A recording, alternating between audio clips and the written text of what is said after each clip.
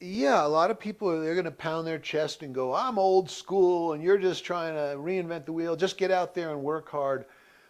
The problem is everyone teaches in this dot to dot linear type fashion, and so most players just become mechanical, right? And I just refuse. And they're always the same people that say, "Don't try to reinvent the wheel." Go, "Don't try to play like Federer." Well, I guess we have an inherent disagreement because I don't want to play the game if I have to play mechanically. I don't want to play the game if it feels like I'm pushing or steering the ball down the line. I want to rope the ball down the line. So where other people talk about technique, do this, racket back here, do a loop, do straight back, finish here, point your elbow, point your racket. I see tennis more as negotiating time and space. That's what you're doing, right? The ball's coming from the abyss. So the first thing you have to do is make sense out of chaos. That's what the 45-degree angle does. It makes all of a sudden now I have some semblance of order, right, at the 45. And then the movement of the ball isn't a figure eight, right? Think it rises, falls, hits the ground, rises again. So it's basically half of a figure eight. So, why is it the beautiful players look so great against one another? Because they're sort of flowing back and forth with the movement of the ball. So yeah, I mean, I don't know if I'm reinventing the wheel. You see it in Federer and players like that. And sometimes, I guess in every city, you'll find one kid who plays a beautiful game and everybody goes and watches that kid. Whether they win or lose, it's not important. It's just they go to watch him like you watch the waves crashing on the beach because it's so beautiful and it's mesmerizing. And that's how I felt about players like Federer, Andy Murray, guys that really were very special players. But yeah, the same guys that say, don't try to reinvent the game, they also say, don't try and play like Federer. I have no interest in playing that other type of game, sure, yeah. that mechanic. And they're also the same guys that say, you got to hit a million balls. Well, there's no guarantee you're going to be a good player if you hit a million balls. You might just have a hurt arm. Or you might just get so disgusted that you play so hard and you try so hard and you're still getting rounded in the first or second round that you're just like, forget it.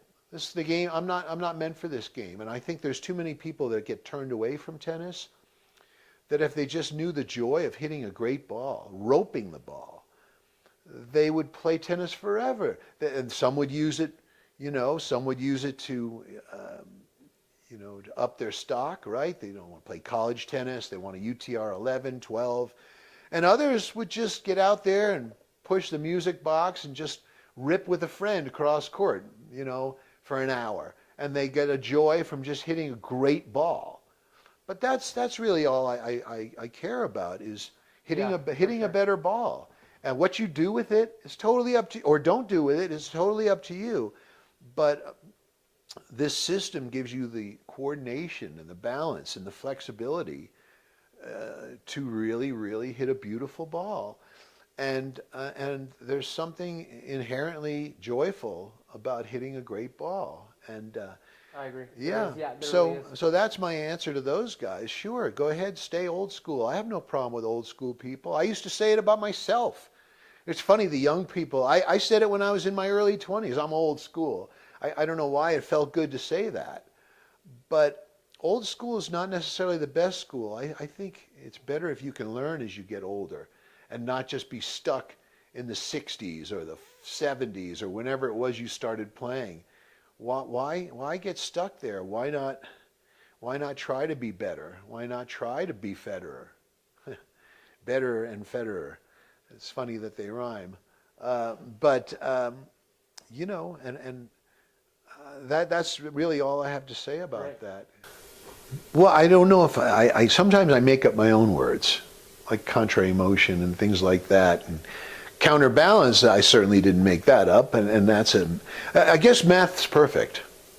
So there is a chance of being perfect, and if something's perfect and something's logical, then I can see light at the end of the tunnel. I remember as a junior, I don't know about your experience, but one day I'd play the greatest match of my life, and 2 days later I'd be like, I'm a beginner, I don't even know what I'm doing out here.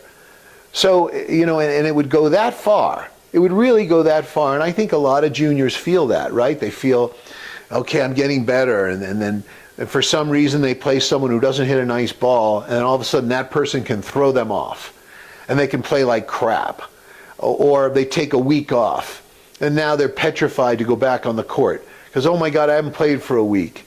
I mean, I don't think it bothers the great players to take a week off. I can tell you, guys like Foreman, who was #1 in the nation, he'd go, I went skiing with him. The family would take me.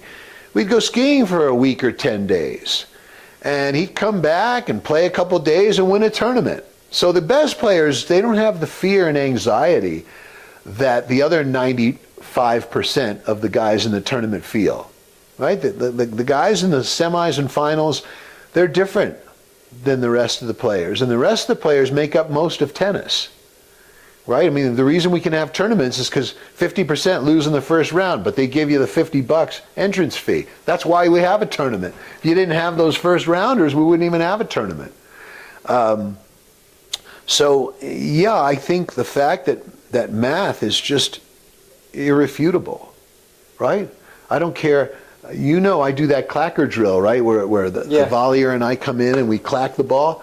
I could take a month off and still do that. And I could take a month off and still, take my 2 rackets and do that clacker drill with the 2 rackets, right? And I can play a really nice game. I don't think taking a month off would hurt me at all. If anything, at my age, it might make my body relax a little bit and feel a little bit better. So I think that's really what it is. I mean, when you see the game and the body motion in geometric terms, you know there's light at the end of the tunnel, because math is math. 2 + 2 is 4. I don't care if you stick a gun to my head. Answer's still 4. I don't care if I'm walking a tightrope. The answer's still 4. Yeah. That's the beauty of playing with a true geometric, mathematical, scientific, however you want to call it, system. It can never let you down. Play lefty, fine, let's play lefty. It doesn't matter. Play 2 hands on both sides, I'll do that. What's the difference? Because the geometry stays the same. The easy stuff came quickly. As soon as I saw Agassi, I watched the arm, and then, I started talking about the way the arm flows with the ball, flow of the ball, right? Like a ball's your metronome, and you follow it in and out with your arm, and the ball never stops, so you never stop. That was easy stuff. And then when I started to realize this idea of being convex at contact, well, that took a while, right? It actually took an arm injury of mine. I was trying, I was playing a lot of tennis. I was coaching a lot, playing a lot. I was going to Europe a lot, and I was playing just a ton. And my elbow started hurting pretty bad, right here, and like pitcher's elbow. And it was all because of my backhand. I was pretty darn sure of that. And I just recall trying to get through my backhand all the time. And then I started watching some of the better players, like Wawrinka, and I saw how when he finished, his arm was still in this convex manner, where I believe at contact I was straightening, trying to get through the ball, trying to get to a follow-through. So all of a sudden, the convex idea, I started with, oh my God, if I just meet the ball and keep my arm rounded, it didn't hurt. And the ball popped off my strings bigger. I'm like, and lucky for me, I was coaching some great kids. I mean, I was working with Sam in some privates in my camps, but I was coaching his coach, Tim. I was literally coaching his coach. Sam Query and Tim Schneidley. Tim Schneidley was taking my course, like JC, your coach, was taking my course, which I offered about 15 years ago. And these guys were big followers of mine, so I figured, well, I better really flush this system out better, because it's just not about the figure 8. There's much more to it. So once again, talking to my cousin and understanding what it was that bump. That's where the ball got hit, was off the bump. And then I realized, why am I trying to follow through so much when all I need to do is get out to the hit and make sure my arm is in that shape? And that was really a big epiphany for me. And so, that, and watching my players, seeing how well Warren, who won the NCAAs in 2015, but he was a great junior too, And he could crack the top 1,000. He was a good player. I think he was UTR 14. He cracked the top 1,000 after basically retiring from tennis. That's right. I think he did like 28. Right. At 28, he went back out and cracked the top 1,000, got a dozen or so ATP points. Yeah. But he just did it, he did it on his terms and just played his game. But boy, the way he would crack forehands down the line, I started to slow motion my own players that were better than I ever could have dreamed of being. So I was more, I guess I was just a better facilitator than I was doer. But I proved that wrong too, because I'm playing better tennis now than I did in college. Wow. So maybe if I had known this system, I would have been a much better player. But yeah, I'm watching Foreman hit these incredible inside-out forehands. Warren pasting down the line shots. His backhand was beautiful. So in coaching these guys, I would also watch these guys. And I was like, oh my, it's like he hits an inside out every time. Even when he goes cross court, it's kind of inside out. And I started understanding the game better and better. And, and then guys like Djokovic, I'm watching their opposite hand on the forehand, always crushing in like this, compressing at contact. And so I started doing that. And like I said, this golden age of tennis was really, it was pure gold for me. Because I got to see some of the most effortless and the most disciplined players on the tour. And then my own kids were doing great. They were winning Easter Bowl, and they were winning national hard courts and winter super nationals, Orange Bowl, and this and that. So I got to literally learn while I was coaching these kids. And then I started emulating my students. And I'm like, wow, I can pace that ball down the line too. Yeah. And so yeah, I would say it really, and then of course all the inventions, right? I mean, even the Excalibur I stole that from Roger, watching him with the soccer ball. His coach would throw another soccer ball and Roger would bump it right back to him. And I'm like, oh, he understands the power of roundness against roundness. And that's when the Excalibur came. So everything sort of built upon one another. And I'm like, son of a gun, we see the game totally differently than everyone. I mean, Foreman's on returning serve thinking, okay, I'm going to fly into the 45. I'm going to line up this return so well. And the kid he's playing is like, I'm going to toss higher and I'm going to snap I don't know what they're thinking, but, I'm going to bend my, I'm going to bend my knees and snap my wrist at the top. So we're thinking a completely different way. It's almost like we're playing two different games. And it looks like it. Everyone knows when it's my student on the court. Oh, yeah. Everyone knows if it's my student. Yeah, I saw a video of Ted's forehand. Oh, Teddy. Like, oh, man, his forehand is nice. Yeah, shout out to Ted Jones. Yeah. Ted Jones World. Yeah, no, all my players look somewhat similar. And I think it's a better way to play. It's all based on something, not just my observations. Oh, look at that weight he's putting on his leg. Let's just call that loading. Or look how he pops the volley. Let's just call it sticking the volley. We used to call it popping the volley. Now they like to say stick the volley, but it doesn't really mean anything. I mean, not really. It feels good. Feels good. It's cool to say, oh, stick the volley. Sure. But I don't really know if there's an application for it. I mean, you can't tell a 2.0 player to stick the volley. And it works under pressure. I mean, look, you got the #1 in the world now, or 2 in the world, Sabalenka. Well, you would think at this point she could hit a serve. But her serve, she knows it's going to fall apart any minute. Just depends on the minute, the moment of the match. And there it goes, I called it the other night. We're watching a match, and I think Danielle Collins, and I noticed she wasn't looking up at her contact and did a few things wrong. And as we're watching the match, I screamed upstairs. I said, it was match point. I said, she's going to double fault. Boom. I mean, I should go to Vegas because, I can make some cash. It's so obvious when they're going to miss. Yeah. But it certainly wasn't, you couldn't say that about Sampras. Oh, it's match point. He's going to double fault. Not a chance in the world. Yeah. He could be down triple match point, and I'd say, I think he's still going to hold serve. Mm-hmm. Because he had real fundamentals. Yeah. Well, I can tell you, the 45, good things happen at the 45. It's like your North Star. It'll always guide you home. And that's about all I'll say about it, because I think it's better that they hear the unabridged edition. But certainly the 45 is the perfect lineup. When you hear Navratilova say stuff like, oh, she really lined up that passing shot. Well, she might not say the word 45, but that's what she meant when she said they lined up the shot. Kind of like when you're shooting pool, you're at the 45-degree angle.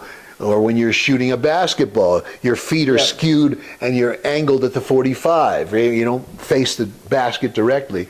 So I think they should just watch it, but just keep in mind, good things happen at the 45-degree angle, and that's where you want to be living. Great. Those two 45-degree angles. Yeah. The 45-degree angle is key, and it's one of our major tenets in the nonlinear system. And that is because it represents a line of perfection, right? You divide the vertical and the horizontal, it bisects with that 45-degree angle. So it's archetypal in nature. And it is so important to the system because with my beginners, if I can just get them to line up their body, I just have them straddle this 45 and reach out, we can get rallies going within the first 5 minutes of any lesson. Same with the backhand. It's really all you need from the 45. Yes, you can pull in more and come out more. But just by reaching out to the 45, if you remember John McEnroe, he used to just go like this a lot. He'd jump at the 45 and he wouldn't have much of a backswing at all. But he was locked into that 45-degree angle. So it's a very important thing.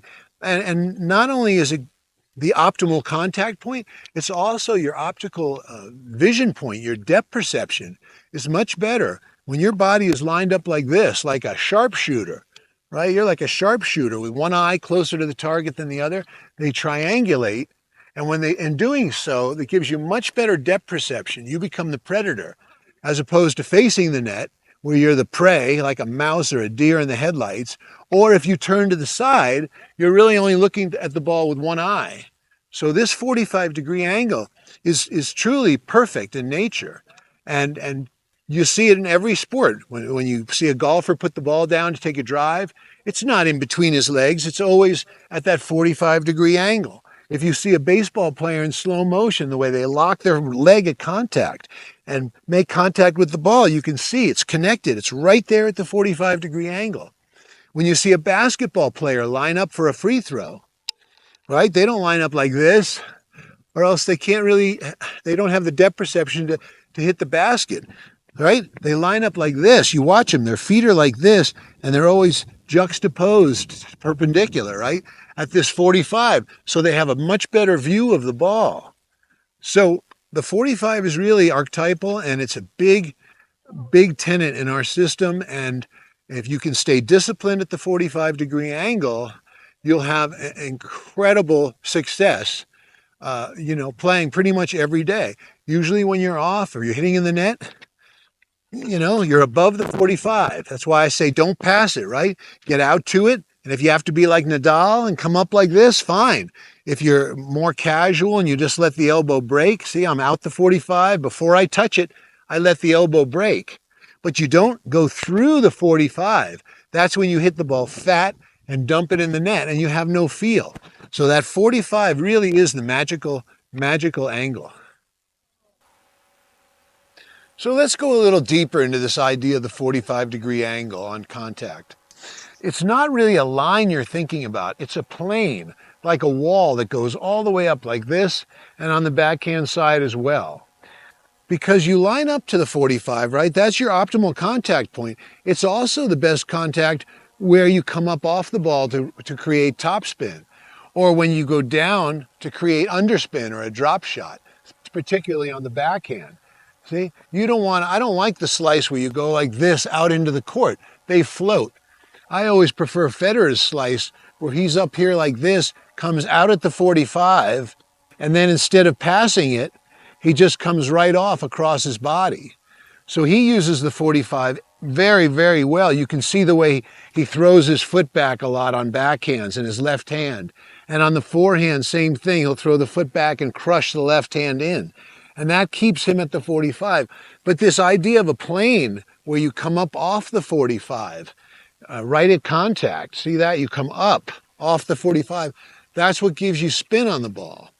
So don't think of the 45 as just a simple line, but as a plane. And to go deeper into the 45, it's your racket face that you don't want to pass, right? You line up your hips at contact, whether you're turned sideways, look at this, pow. If I'm semi-open stanced, same place.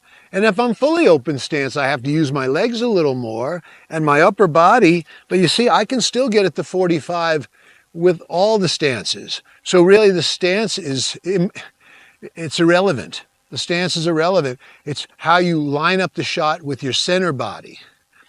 And then finally on the 45, it's your racket face that stays behind it. See, I can keep going at the 45 this long, but if I start to go convex, look how much deeper I can get into the 45.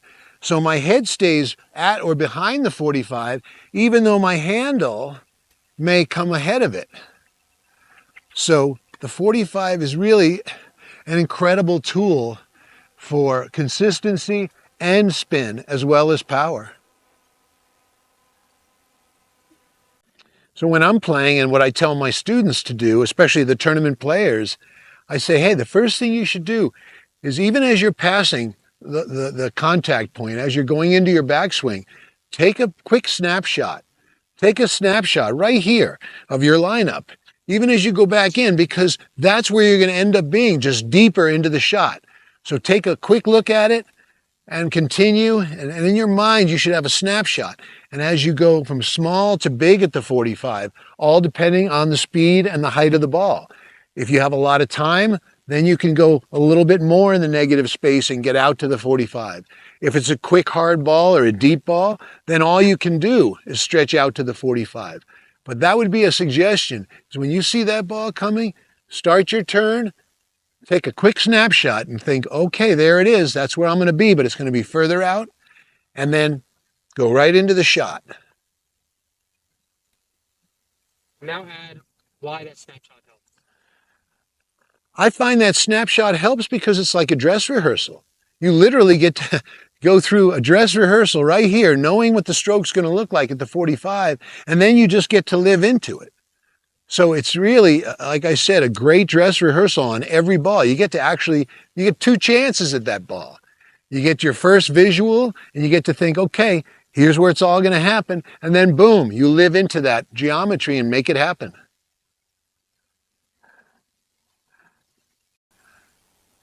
So why else is the 45 so important in your tennis and so crucial to this nonlinear game?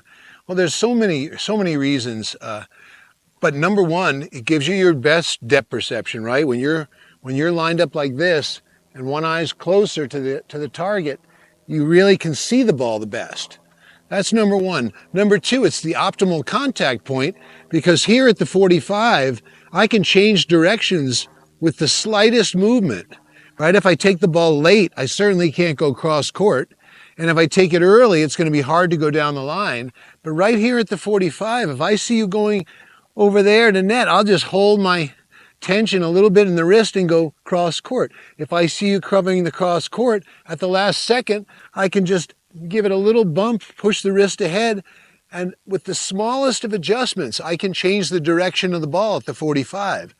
So it makes it very, very easy to disguise your shots. And believe me, when you get up to a certain level, everyone hits the ball pretty well. It's about how you can disguise it, how I can look this way and go cross court. Because they're expecting, when they see me with a big turn like this, and they think it looks like it's going down the line, if I'm at the 45, see this? If I'm at the 45, I can just redirect the ball really quickly like that. So it's very, very deceptive, and it's a great disguise for all your shots. The 45 is also great for your spin. If I want to hit a great drop shot, I don't come out like this into the court. I go along the 45 and I let it trail. See, I go from here and then I let it trail, and it's really easy to hit an angle like that. Or with an angle backhand, I don't come out towards where I want to hit the ball. I actually go out to the 45 like this, and you see I have that perfect angle on the hit. So the 45 is really amazing for the slice and the topspin as well.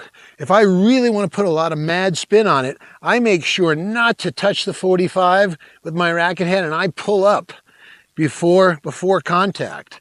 And that puts the most roll you can put on the ball. You see Nadal doing it all the time by finishing on the wrong side of his head. He refuses, he knows what that 45 is, he refuses to pass it because he knows if he stays behind it, he'll make good contact and he'll put the spin he wants on the ball. So for so many reasons, the 45 really is the magical spot to hit the ball. Additionally, on the 45, it helps you figure out what is the best shot. You know, you see a lot of people getting pushed back with lobs and they step back and then they're like this, falling off balance. And really, when you see that ball and you line it up instantly to the 45, well, then you recognize, oh, it's a pickup, right? Or, oh my gosh, it's a volley. But if you don't start by thinking about the contact at the 45 and you just go into a normal backswing, now all of a sudden the ball's playing you, it's pushing you around. So you have to make sure you play the ball. You're in control here. And you see that ball going deep, all you need to do is just get right here. You don't even need a backswing. Same with half volley, same with the swinging volley, right? You can just get right here and just go boom. And the other thing I love about the 45 is, you know, when I was younger, they had us sit in a chair for our backhand, thinking if you stay side on and come through the ball. But those were the old days with the old wood rackets. And the nice thing about the 45 is, at the 45, look at this, I can have a little backswing and a follow through. See that? It's the balance point of the stroke. So it's very comfortable. I literally could put a chair right here and go like this and hit the ball, because it allows you to have a little bit of a backswing. See that? The 0 point here. You have a little backswing with the hips, a little follow through, and you can be on both sides of the hit very easily. So those are two more great reasons the 45 is quintessential in your strokes. And how do you think these guys return these big 130, 135 mile an hour serves in the corner? You think they get their racket back and try to follow through? Not even close. What they do is they go out on the hit, on the 45, and then you don't need any swing. If the ball's coming at you 130, all you need is a good bump. So at the 45, you can literally take their power and use it against them. But all you have to do is be stable right there at the 45-degree angle. And you don't have time, you know, with a serve coming fast at you, you don't have time to take the racket back and get back. So you just rely, you put your racket out on the hit, right? You see the serves going wide, you put your racket out on the hit and just bump it. And you use their power to hit winners against them. And you see it all the time in the pros. Big serves coming back with even bigger returns, but almost no swing. If you watch it carefully, there's just no swing at all. And you'll see whether I step in and make contact right there at the 45, or whether I'm open stance and I'm still right there at the 45. It doesn't matter, because the lineup from my center out to the racket head is the same. Same with the backhand. You want to just come right out at the 45. If I want more topspin, right as I get to this plane, this wall, I pretend I'm on roller wheels and I just come right up. So right as I get to the 45, I either come up off the 45, or I come off the 45 this way. See, I come off of it like that. So whatever it is, I don't want to bust through it like this or like this. I come up and right off the plane. That's why you see Nadal, he so often finishes like this, because he doesn't want to pass that 45-degree line. See, he stays off of it, off of it, off of it, until the racket ends up behind him. So the 45 is absolutely a tenet of our system, and you really, really have to pay attention to the 45, because that's what's going to keep you consistent and improve all of your spin as well. See how people can play in the wind if they don't need a 45-degree angle, and that's the lineup. Because then you're just chasing a ball around and it's just a dot in the sky, you know, and it makes no sense. But on a windy day, if you're here and you stay lined up, well, then no matter what the wind does, you'll still stay in the stroke. So I don't see how anyone can play in the wind if they don't really understand, whether it's consciously or unconsciously, if they don't understand the lineups at the 45. It doesn't have to be conscious. Maybe some people just have it naturally. But how, when you see the ball, it comes out of the abyss, right? It's coming out. There's the wind front. Yeah, it's coming out of the abyss, right? And now the wind's blowing it. So you're moving like a dog's head, right? The ball's moving all over and you're just going after the ball. That makes the game very tough. But if you can line it up immediately, right, and you go, oh, it's windy, oh, there it is.